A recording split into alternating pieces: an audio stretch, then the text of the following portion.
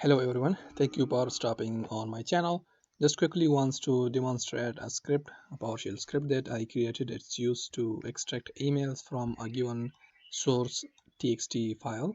So here we have the script.ps1 file, the source txt, and it's going to write the content to this output.csv file, and currently it's empty, and we can check the content of it using the import csv and output.csv, and you can see it's empty. So I'm going to run the script.ps1 file, and it's going to extract the emails from the source.txt and write it into output.csv. So you can see now the length is increased from 0 to 502.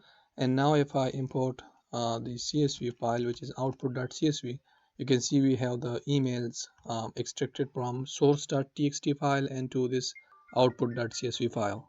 Alright, so that was a quick video. Just wanted to demonstrate this PowerShell script, and GitHub link to this project will be given in the description below. So if you are interested, check this out. Thank you for watching, and I will see you in the next one.